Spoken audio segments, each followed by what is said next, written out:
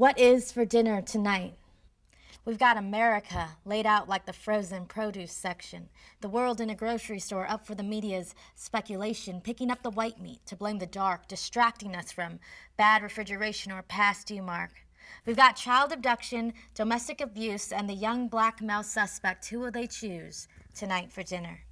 Who's gonna get their 30 seconds of fame between a Yankees home run or the way Clinton came between a sniper's careless gunshot and the remembering 9/11 spot whose culprit they still haven't caught?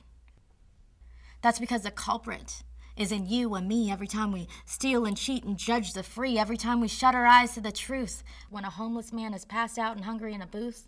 Every time we listen to a reporter's selected information, we support the media's degradation, picking and choosing which fear to instill tonight at 6:35. Will it be the black beans, the plantains, the chicharron or endive? Which exaggeration, aggravation will they come up with next to feed us? Killer bees, dangerous escalators, Jesus, the hair product that may kill you, or the delivery of another captured animal from China to the Bronx Zoo. See, and they're gonna keep feeding us this Caesar salad, while we the people sing our ballad of confusion, of poison. Because they never told us that the whole grocery store is just an illusion. They're hiding the sinister behind the vinegar while we're soaking up fear over a beer, watching a woman weep over her dear, dear murdered sister in Bed-Stuy, Brooklyn, but only for 10 seconds. Now on to sports, Ed.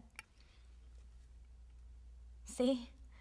They've done their job for the evening, implanting images in my head, giving me judgments I didn't ask for, geographic and social and racial boundaries. They give this to me because these are their tendencies. The tendency to get paid. Hey, isn't that the American way? The tendency to allow themselves to be brainwashed at the expense of a nation's mind under their boss's stare, forgetting the basics of love, freedom, and the right to health care. That is the right to live. Can we find a little decency? No. Because, see, they're too busy putting us in boxes, displaying us along lines, fitting us in statistics, and ballistic goes our minds as we are taught to fear those biscuits in aisle 9, when really those biscuits, they didn't do anything to us. It was the shoppers who needed things organized and just, proper, and in its place, separating this human race. And they wonder why we have problems sharing this American pie, this same space. And they talk to me about tolerance. How can we be integrated when the Asian food section is segregated? For our convenience, of course.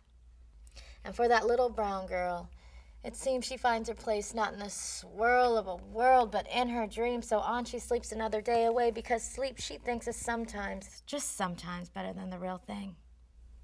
So I ask you, tonight, which meal do you choose?